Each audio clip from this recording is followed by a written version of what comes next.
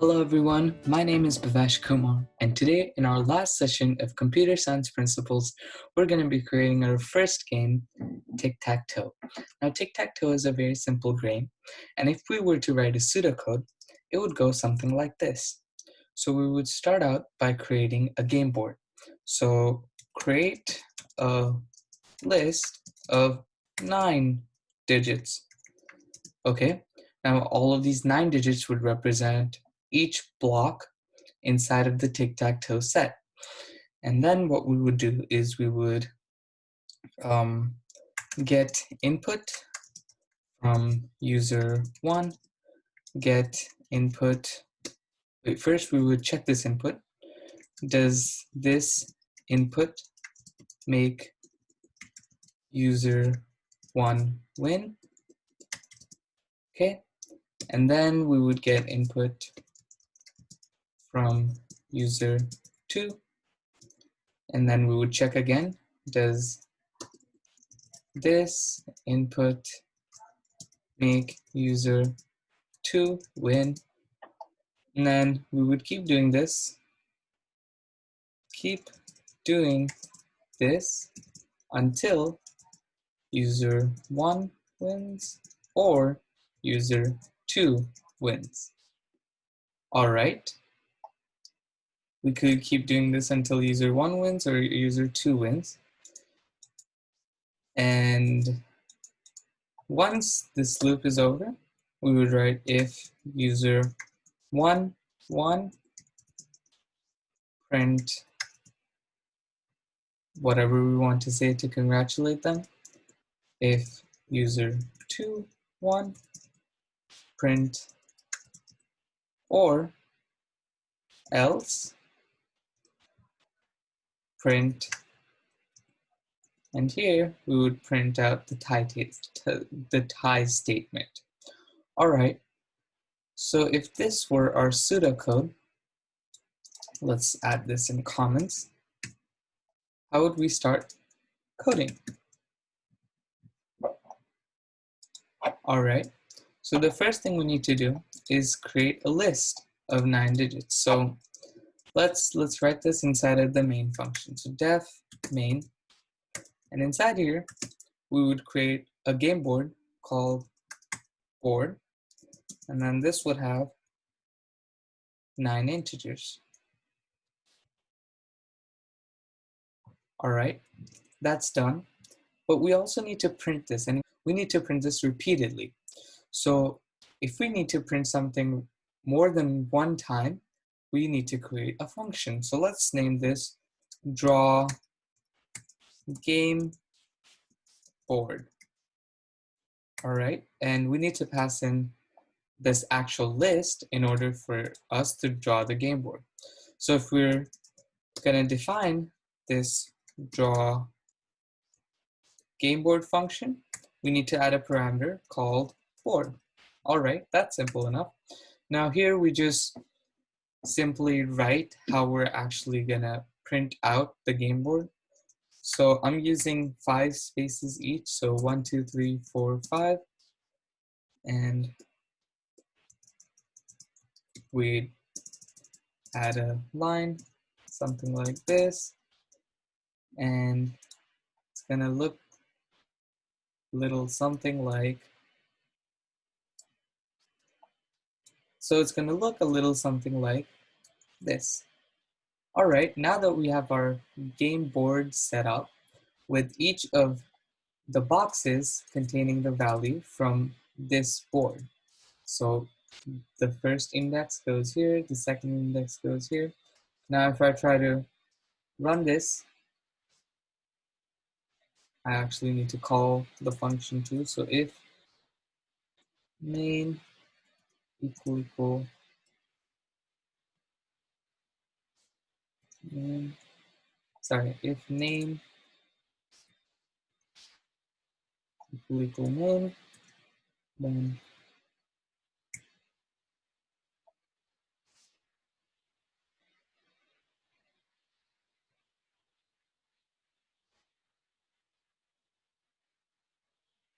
oh, I spelled board wrong. All right, so we have a working board right here. So if we were to change one value to x, you can see how this shows up as x, and so on and so forth. All right, now that we've done that, we need to create another function which figures out if someone won or lost. So this would be what we'd use to make the while loop run. So we'd call this def is winner. All right, so what this function will do is figure out if this person, whoever is the letter, is the winner or not. So now, when you look closely at a tic-tac-toe game, there are a total of 8 ways you can win. Three vertically, 3 horizontally, and 2 diagonally. So I know it's a little cumbersome, but we need to copy paste all of these situations. And we do something like return, then copy all of these situations and paste them here. So we need to do something like return and write all of these situations here and put them something like this. So what this function is doing is it's saying if one of this is true, for example, if it's vertical or horizontal, if any one of this is true, then you need to return true. For example, if all 3 of them are letter X, then you need to return true, which says letter X, player 1 wins. All right, so first we need to define X and Y so that we're consistent every time. So we just write X equals capital X, O equals O. All right, and we write while is winner, and here we write board, and our letter would be X, or is winner board, and our letter would be O here. So what it's saying is while none of these are winner, so while X is not the winner or Y is not the winner, and let's say, and it is a tie, so we would write something like, we would create another function that says def is tie. We've taken the board, and we'd say something like if there's no integer in the board, as you can see that all of these values are integers, and when we put X and Y, they're string values. So we'd say if there are no integers inside of the board, then is tie is true. So we would write for value in board if,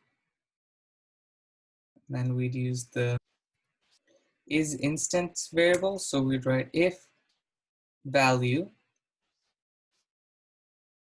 and let's say integer.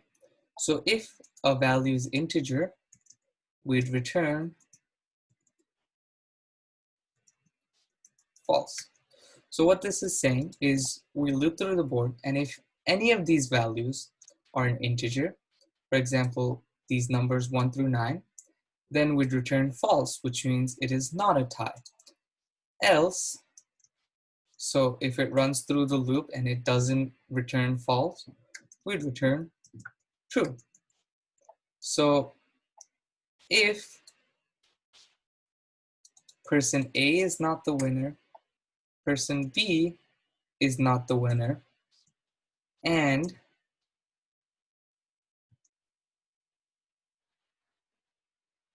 not is tie. So if it is not a tie, then we can have this game run. So for every turn, we need to take each player's input. But we need to do this in a way where in each turn, it only takes one player's value. For example, if it is player one's turn, it takes player one's value. If it's player two's turn, it takes player two's value, and then switches back and forth between player one and player two. For that, we need a counter variable. So we write count equals 0. And we simply write if count is even using the mod function, then we would have player one's turn. So we'd write player one equals input int, since it's an integer, input, and here we'd write player one, and we want a value between 1 and 9 for which space we want to get. And we'd print out the game board. So we would say draw game board, and that's it. And else, we do the same thing with player 2. Oh, real quick, we need to add the value as well. So what we're gonna do is we're gonna take board, and as you can see, these values are 1 through 9. So if I were to say put my x at the space 1, then I'm actually saying put my value x in index 0. So whatever player 1 gives minus 1, that's where we put in x if it's player 1, or y if it's player 2. All right, so here it puts in x and y for whether if player 1 wants to put it at this spot and player 2 wants to put it at this spot. So after this, we find out who the winner is. If is winner board X, which means player 1 won, we print player 1 wins. All right, else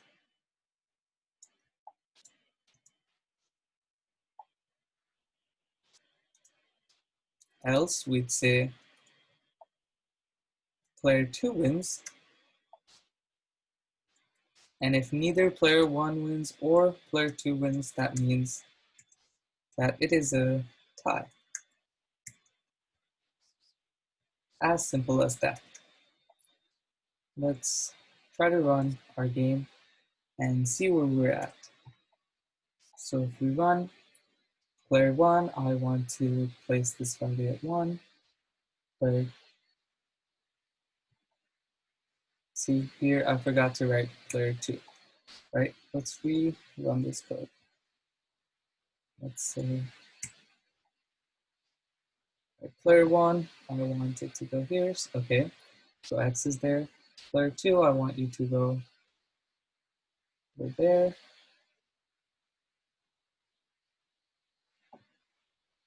Oh, all right. Another bug I found is that we're not actually incrementing this count variable. So after every time the while loop ends, we need to add to this count variable so that we can get on to the next person's turn.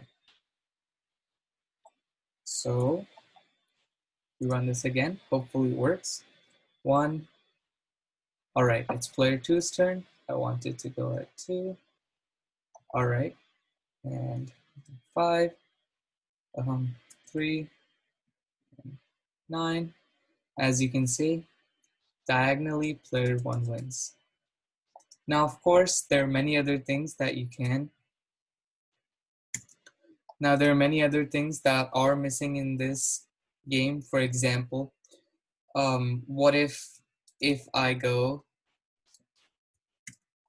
something like player 1 puts it in this X value and player 2 also says I want to put it there, then it's going to easily change this value. So we can easily fix that by saying, let's say, if board is instance, for example, if it is an integer at this value,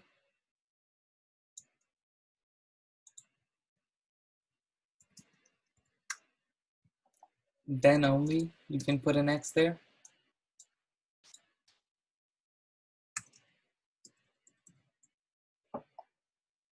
And here we can say the same thing. We write, then only we can put a no there. Now you can add another loop so it keeps asking until this condition is met. But I think this looks fine for now. So let's try it again. Let's try that one bug. If I run it again, try 1 and 1 here. See, it didn't do anything for player 1 and it went back. All right, maybe we can make this crash. So we can say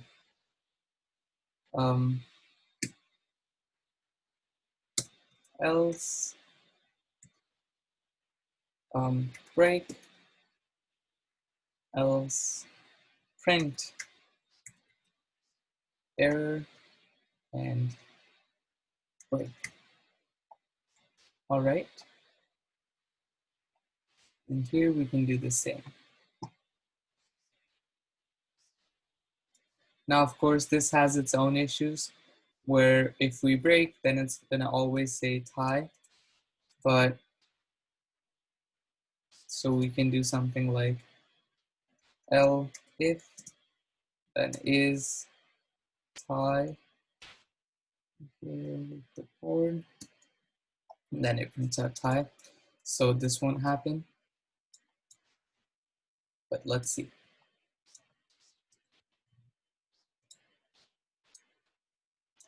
I have 1 here and 1 here, says error, and it exits out of the game. All right, that's it for this video. I hope you enjoyed this video and this series. If you have any comments at all, please post it on this video. Please like and subscribe to Early Educators to stay updated with any other videos that we might post. Thank you.